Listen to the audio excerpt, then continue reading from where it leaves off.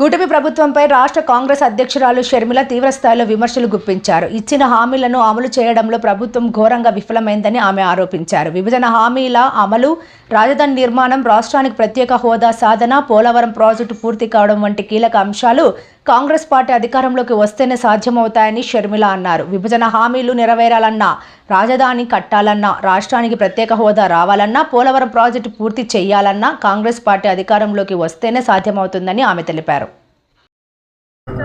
కాబట్టి ఇక్కడ కాంగ్రెస్ పార్టీని బలపరచడానికి మాత్రమే ఇది నా దృష్టికి ఎక్కుతున్నాను ఈ వారం. అంటే మీ కష్టం తప్ప మీరు ఎవరు కనబడట్లేదు. మీ కష్టం తప్ప మీరు ఎవరు తన మీద కానీ మధ్యలో కనబడట్లేదు. అది తొందరలోనే మీకు కార్పొరేషన్ రాబోతుంది. మీరు నన్ను తప్ప ఎవరిని కవర్ చేయడం లేదు. మేడం రోడ్డు మీదకి వస్తే మీడియా ఒకరి మీద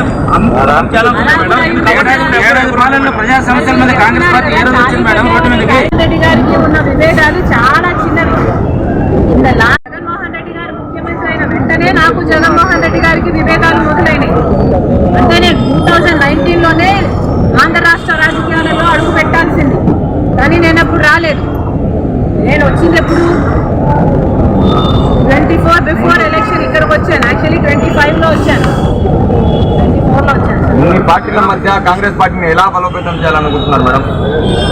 కాంగ్రెస్ కండో వేసుకుంటే లోపలికి వచ్చి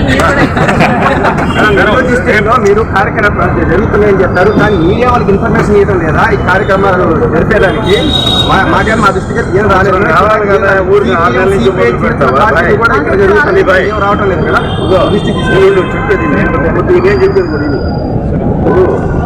వచ్చిన ప్రభుత్వానికి మీడియా ఉందనే తెలియదు మేడం. ఈ లోపల మా కేంద్రం ఇచ్చా ప్రోగ్రామ్స్ అంతా పీసీసీ ఇచ్చిన ఎన్ని జిల్లాల్లో చేస్తున్నావా?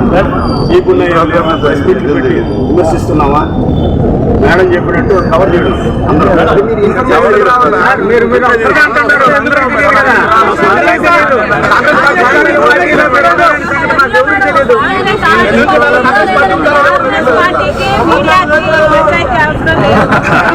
కాంగ్రెస్ పార్టీకి మీడియా అవసరం ఉంది.